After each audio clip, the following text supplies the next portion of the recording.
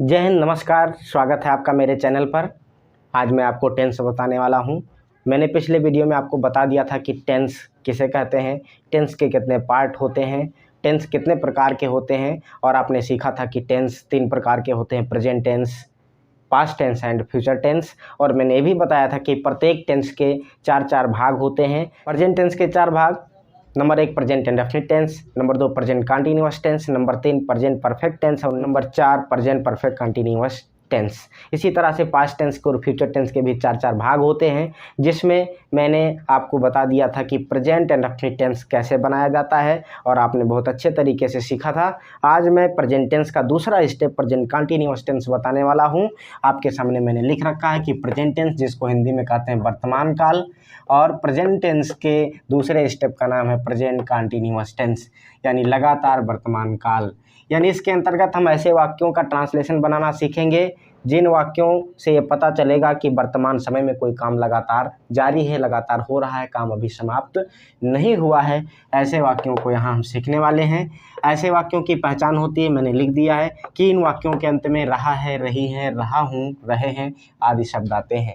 जैसे हिंदी के कोई वाक्य लिखे हों और उसके अंत में रहा है, रही है, रहे हैं और रहा हूँ आदि शब्द आते हैं, तो समझ लीजिए कि वो टेंस, वो सेंटेंस प्रेजेंट कंटीन्यूअस टेंस के अंतर्गत आता है। तो ये पहचान इसकी हो गई। उदाहरण मैंने लिख रखा है, जैसे एग्जाम्पल, विजय पतंग उड़ा रहा है। देखिए इसके अंत में आ गया रहा है। मैंने शर्त बताई थी कि इसके अंत में रहा है, रही है, रहे हैं, रहा हूँ आदि शब्द आएंगे। तो यहाँ लिखा हुआ है रहा है। दूसरा मैंने लिख दिया है वो लखनऊ जा रही है। देखिए यहाँ पर रही है शब्द आ रहा है अंत में। और थर्ड में लिखा है मैं अब सो रहा हूँ। ये सेंटेंस हमें लास्ट में बता रहा है कि इसमें लिखा हुआ है रहा हूँ। और ये जो फोर्थ है, वह मैदान में खेल रहे हैं। देखिए इसके लास्ट में रहे हैं शब्द आ रहा है। इस तरह से रहा है, रही है, रहा हूँ, रहे हैं, ये सारे शब्द अगर वाक्य के अंत में आ रहे हैं तो समझ लीजिए कि ये प्रेजेंट कंटीन्यूअस टेंस है। हाँ, एक बात और बता देता हूँ, जब आप अभी आगे चलेंगे प्रेजेंट परफेक्ट कंटीन्यूअस टेंस में जब पहुँचेंगे तो वहाँ पर भी रहा है, रहे हैं, रही है ऐसे शब्द वाक्य के अंत में मिलेंगे, परंतु वहाँ पर काम के होने का समय दिया रहेगा और ये कंटीन्यूअस टेंस में काम के होने का समय नहीं दिया रहता है। यानी प्रेजेंट कंटीन्यूअस टेंस में कार्य के होने का समय नहीं दिया रहता है कि कार्य कब से हो रहा है। लेकिन जो इसका लास्ट स्टेप होगा प्रेजेंट परफेक्ट कंटीन्यूअस टेंस, वहाँ आप समझेंगे कि काम के शुरू होने का समय दिया गया है। जैसे अब इसका ट्रांसलेशन देख लेते हैं। अभी ट्रांसलेशन का नियम नहीं बताया है, लेकिन एक पहचान के तौर पर आपको बताए दे रहे हैं। विजय पतंग उड़ा रहा है, मैंने लिख दिया है विजय इज फ्लाइंग द काइट।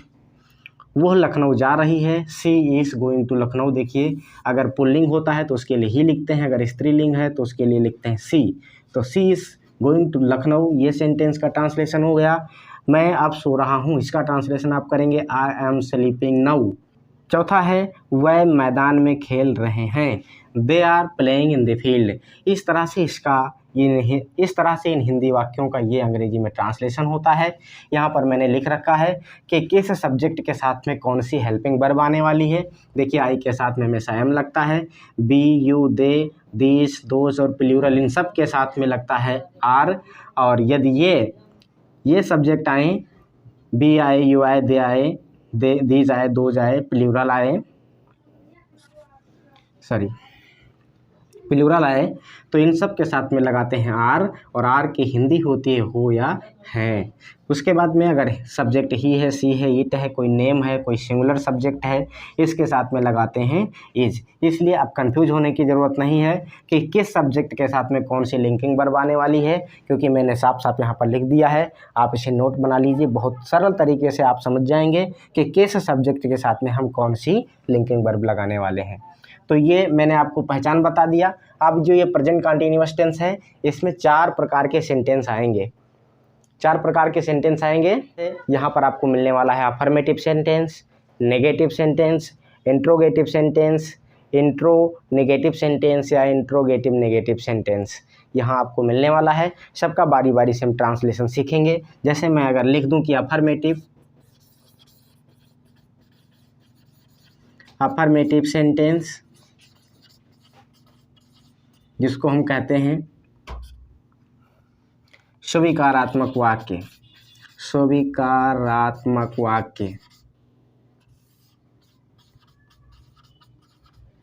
तो ये जो स्वीकारात्मक वाक्य है इसके लिए एक फार्मूला दिया जाता है। मैं फार्मूला यहाँ लिखे दे रहा हूँ।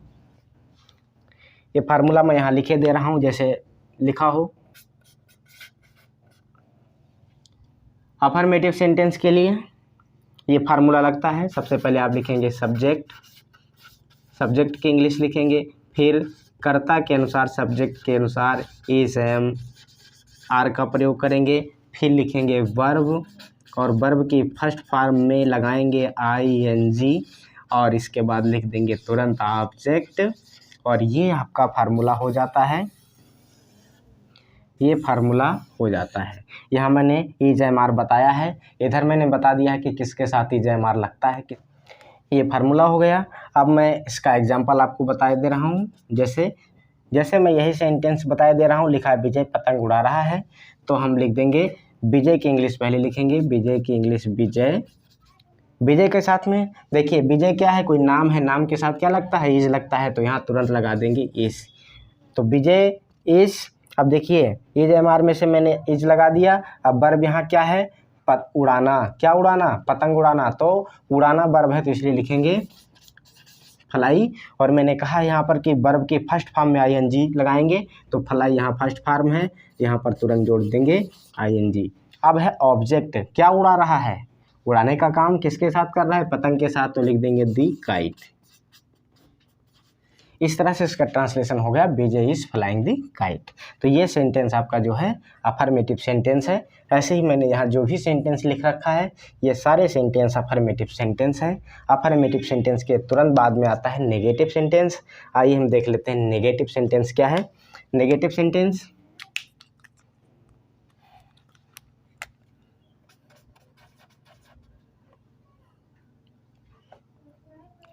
नेगेटिव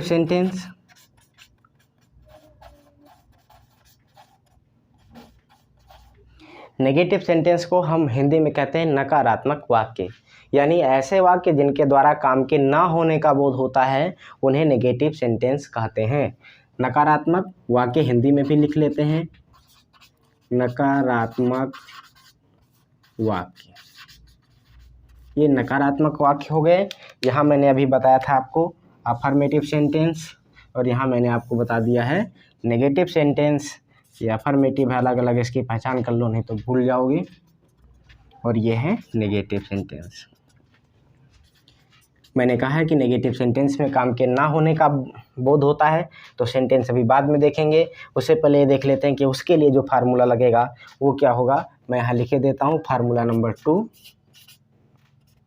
फार्मूला में क्या होगा, आप लिखेंगे सब्जेक्ट और फिर सब्जेक्ट के अकॉर्डिंग आप लगाएंगे इज, एम, आर और फिर इसी में जोड़ देंगे नॉट।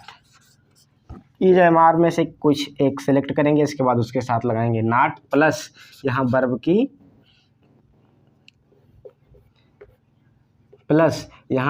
वर्ब की फर्स्ट फॉर्म में जोड़ेंगे ING फॉर्म, प्लस लिखेंगे यहाँ पर ऑब्जेक्ट और इस तरह से आपका बन जाएगा नेगेटिव सेंटेंस का फार्मूला।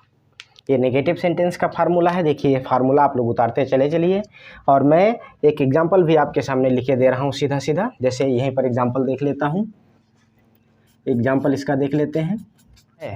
मैंने यहाँ लिखा है विजय पतंग उड़ा रहा है, तो यहाँ पर कार्य होने की बात स्वीकार की जा रही है, लेकिन यहाँ पर नेगेटिव सेंटेंस में काम ना होने की बात होगी, तो इसी सेंटेंस को लेकर के लिख देते हैं विजय पतंग नहीं उड़ा रहा है। विजय पतंग नहीं उड़ा रहा है। समझ गए ना, क्या ये नेगेटिव सेंटेंस हुआ? आप कहेंगे हाँ ये हुआ। जिन वाक्यों में कार्यों की ना होने की बात होती है उन्हें कहते हैं नेगेटिव सेंटेंस। तो इसमें पतंग नहीं उड़ा रहा है यानी काम पतंग उड़ाने का नहीं कर रहा है, इसलिए नेगेटिव सेंटेंस होगा। देखिए बड़ा इजीली इसका ट्रांसलेशन कर लेंगे। जैसे इसमें देखिए सब्जेक्ट कौन है इसमें, विजय, तो आप लिख दीजिए सीधे सीधे विजय। फिर यहाँ ये जयमार, अभी आपने विजय के साथ इज लगाया था तो ये नाम है, नाम के साथ इज लगाते हैं, तुरंत यहाँ पर इज आप लगा दीजिए विजय इज। अब देखिए ये जयमार के बाद मैंने बताया था कि नाट लगाया जाता है, यही इतनी पहचान आपको करनी है इसमें। आप इसके बाद में लगा देंगे नाट, विजय इज नाट। आप बाकी शेष वही लिख देंगे क्योंकि वर्ब वही है ना, तो वर्ब वही है फ्लाइंग, तो लिख दीजिए फ्लाइंग। क्या नहीं उड़ा रहा है? काइट यानी पतंग, तो दी काइट लिख देंगे। इस तरह से आपका ट्रांसलेशन हो गया कि Vijay is not flying the kite. Okay, कोई प्रॉब्लम हो तो कमेंट बॉक्स में करके बताइएगा, मैं आपको उसकी रिप्लाई दूंगा। और यही नहीं, कोई भी समस्या अगर आए तो आप मुझसे कमेंट बॉक्स में बात कर सकते हैं। तो ये हो गया विजय इज फ्लाइंग द काइट, ये सेंटेंस हो गया नेगेटिव सेंटेंस। अब नेगेटिव सेंटेंस के बाद में क्या आता है? इंट्रोगेटिव सेंटेंस आता है। इंट्रोगेटिव सेंटेंस आता है तो देख लेते हैं। नेगेटिव के बाद में आता है इंट्रोगेटिव सेंटेंस। इंट्रोगेटिव सेंटेंस, जैसा कि आप जानते हो इंट्रोगेटिव सेंटेंस को कहते हैं प्रश्नवाचक वाक्य। लिख देते हैं प्रश्नवाचक वाक्य। ये जो प्रश्नवाचक वाक्य होते हैं ये दो प्रकार के होते हैं। प्रश्नवाचक वाक्य दो प्रकार के होते हैं। एक होता है यस नो टाइप क्वेश्चन। क्या होता है? Yes no type question. अभी बताते हैं क्या होता है, परेशान होने की ज़रूरत नहीं है। Yes no type question. दूसरा होता है WS type question. WS type question. अब यहाँ समझ लेते हैं कि ये क्या है। इसको अंडरलाइन कर दें, नहीं तो भूल जाएंगे। इंट्रोगेटिव सेंटेंस प्रश्नवाचक वाक्य। यस नो टाइप क्वेश्चन क्या है? ऐसे क्वेश्चन, ऐसे सेंटेंस जिनका आंसर यस या नो में देते हैं, यस नो टाइप सेंटेंस कहलाते हैं।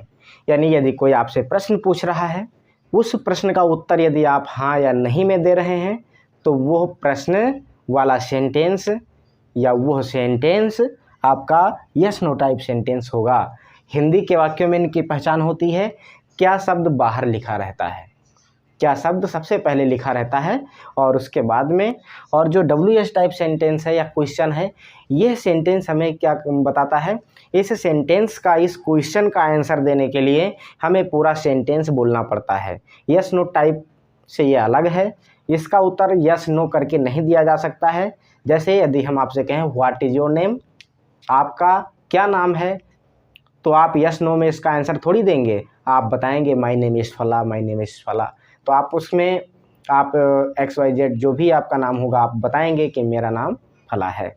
तो ऐसे सेंटेंस जिसका आंसर देने के लिए पूरा सेंटेंस बोलना पड़ता है, WS टाइप सेंटेंस कहलाते हैं। आइए दोनों का ट्रांसलेशन कैसे बनाया जाता है हम देख लेते हैं। यहाँ पर दोनों का एग्जाम्पल यहीं सामने लिखे देते हैं। जैसे सबसे पहले लिखेंगे हम फार्मूला लिखेंगे।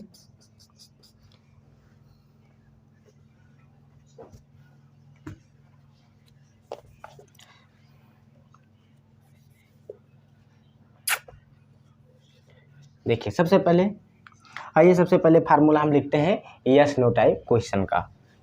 यदि yes no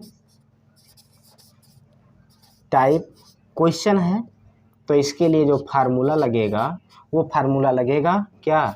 is M R बाहर होगा, प्लस इसके बाद तुरंत होगा सब्जेक्ट, फिर इसमें होगा वर्ब की फर्स्ट फॉर्म में ING, और फिर होगा ऑब्जेक्ट, और फिर होगा क्वेश्चन मार्क लास्ट में। ये आपका फार्मूला यस नो टाइप के लिए है। मैं एक सेंटेंस यहीं लिख करके समझाए दे रहा हूँ। जैसे लिखा हो, क्या, यही सेंटेंस लिखूँगा। जैसे लिखा है विजय पतंग उड़ा रहा है, तो इसका यस नो टाइप होगा क्या विजय पतंग उड़ा रहा है, तो लिखेंगे क्या विजय पतंग उड़ा रहा है। तो आप इसकी सीधे सीधे अंग्रेजी देखिए, विजय के साथ अभी आपने इज लगाया था, तो इज एम आर में से कुछ एक सिलेक्ट करना है, तो आप तुरंत यहाँ पर लिखेंगे इज, और इसके बाद सब्जेक्ट है विजय, तो विजय लिख देंगे यहाँ पर इज विजय, और फिर है वर्ब की फर्स्ट फॉर्म, तो वही लिख देंगे फ्लाइंग, फिर क्या दी काइट, ऑब्जेक्ट में काइट लिख देंगे, क्वेश्चन मार्क लगा देंगे। इस तरह से बड़ा इजीली आपका ट्रांसलेशन हो गया और पहचान भी हो गई। और देखिए क्या विजय पतंग उड़ा रहा है, यदि आपसे कोई पूछे कि क्या विजय पतंग उड़ा रहा है, तो आप अगर उड़ा रहा होगा तो बोलोगे यस, नहीं उड़ा रहा है तो बोलोगे नो। तो इससे पता चलता है कि इसका आंसर यस नो में दिया जा सकता है। ओके, ये हो गया यस नो टाइप सेंटेंस का ट्रांसलेशन करना, यस नो टाइप क्वेश्चन का ट्रांसलेशन करना। अब मैं आपको बताने वाला हूँ डब्ल्यू एस टाइप क्वेश्चन। यहाँ पर स्पेस नहीं है, मैं ऊँचे मिटा देता हूँ। डब्ल्यू एस टाइप क्वेश्चन, तो देखिए डब्ल्यू एस टाइप क्वेश्चन का जो फार्मूला है, इसमें क्या करेंगे, जो क्वेश्चन वर्ड होते हैं इनको हम सबसे पहले लिखेंगे। जो क्वेश्चन वर्ड होते हैं इनको पहले लिखेंगे और फिर इनके तुरंत बाद में एच एम आर लगाएंगे और फिर लिखेंगे सब्जेक्ट और फिर लिखेंगे वर्ब की फर्स्ट फॉर्म में आईएनजी फॉर्म लिख देंगे और फिर लिख देंगे ऑब्जेक्ट और फिर लिख देंगे ऑब्जेक्ट और इसके बाद लगाएंगे क्वेश्चन मार्क और इसे अंडरलाइन कर दो ताकि आपके समझ में आए। ये हो गया आपका फार्मूला हो गया। फार्मूला को रट लीजिए, फार्मूला को समझ लीजिए, फार्मूला को जान लीजिए। जैसे ही आपको ये फार्मूला पता चल गया, आप कठिन से कठिन कोई भी ट्रांसलेशन बहुत इजी कर पाएंगे। आपको सब्जेक्ट की पहचान करना पड़ेगा, वर्ब की पहचान करना पड़ेगा, ऑब्जेक्ट की पहचान करना पड़ेगा। तो ये सब मैं पूरा सब बताऊंगा, सब बताने वाला हूँ, आप बस जुड़े रहिए। आइए इसका एग्जाम्पल देख लेते हैं। जैसे इसी एग्जाम्पल को लूँगा, परेशान मत होना, हैरान मत होना। ये एग्जाम्पल आपके पूरे ट्रांसलेशन के साथ में चलने वाला है क्योंकि इससे आपको आसानी से समझ में आएगा। लिखा है विजय पतंग उड़ा रहा है, तो आप यहाँ पर लिख लीजिए। अगर इसका आप बनाएंगे डब्ल्यू एस टाइप क्वेश्चन तो बन जाएगा विजय पतंग क्यों उड़ा रहा है। हो गया ना। अब देखिए विजय पतंग क्यों उड़ा रहा है, ये डब्ल्यू एस टाइप सेंटेंस है क्योंकि इसका उत्तर आप हाँ ना में नहीं दे पाएंगे, उसका पूरा कारण बताना पड़ेगा, रीज़न बताना पड़ेगा। तो इसलिए उसका रीज़न बताने के लिए पूरा सेंटेंस बोलना पड़ेगा। तो इसका ट्रांसलेशन करने का नियम ये होगा, ये फार्मूला लगेगा। इसमें करेंगे क्या, कुछ नहीं करना है, बस यही क्यों जो क्वेश्चन वर्ड है यहाँ लिख रखा है। क्वेश्चन वर्ड कब, कहाँ, कौन, कैसे, क्यों, यदि बीच में कोई क्वेश्चन वर्ड आता है तो समझ लो वो सेंटेंस आपका डब्ल्यू एस टाइप सेंटेंस है। ऐसे में इन शब्दों की अंग्रेजी हम सबसे पहले बनाते हैं। तो क्यों की अंग्रेजी होती है व्हाई, यानी क्वेश्चन वर्ड हो गया व्हाई, प्लस लगा है, विजय के साथ इज लगाते हो तो इज लगा लो। इसमें विजय के साथ में इज लगाते हो तो इज लगा लो। यहाँ पर विजय के साथ में इज लगाते हो तो इज लगा लो यहाँ पर। और लिखा है इसके बाद में सब्जेक्ट, सब्जेक्ट इसमें कौन है, विजय है, तो यहाँ पर विजय की अंग्रेजी बना लो विजय। और फिर वर्ब की फर्स्ट फॉर्म में आईएनजी है तो वर्ब की फर्स्ट फॉर्म है फ्लाई और इसमें जोड़ दो आईएनजी। और ऑब्जेक्ट है इसमें पतंग तो लिख दो दी काइट, दी काइट। और क्वेश्चन मार्क लगा है तो लगा दो क्वेश्चन मार्क। इस तरह से बन जाता है आपका प्रेजेंट कंटिन्यूअस टेंस का इंट्रोगेटिव सेंटेंस। अब इसके बाद में आता है इंट्रोगेटिव नेगेटिव सेंटेंस या इंट्रो नेगेटिव सेंटेंस। आइए उसे भी देख लेते हैं, इसे मिटा देते हैं। बने रहिए आप, लगे रहिए आप। आइए अब देख लेते हैं इंट्रोगेटिव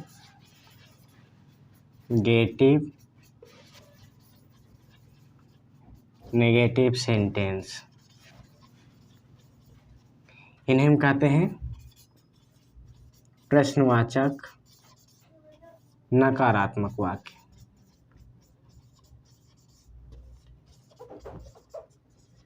इसमें क्या होगा, ऐसे वाक्य में प्रश्न भी पूछा जाएगा और काम के न होने की भी बात होगी। अभी आपने लिखा था उसमें थोड़ा सा परिवर्तन करना है सिर्फ। सबसे पहले इसमें इज एम आर लगाएंगे, सब्जेक्ट लगाएंगे। बदलाव क्या करेंगे, यहाँ सब्जेक्ट के बाद में नॉट लगा देंगे, फिर वही वर्ब की फर्स्ट फॉर्म में आईएनजी लगा देंगे और फिर वही ऑब्जेक्ट लिख देंगे। इस तरह से आपका ये इंट्रो नेगेटिव सेंटेंस या इंट्रोगेटिव नेगेटिव सेंटेंस का फार्मूला तैयार हो जाएगा। एग्जाम्पल देख लेते हैं। एग्जाम्पल में जैसे लिखा हो, क्या विजय पतंग नहीं उड़ा रहा है।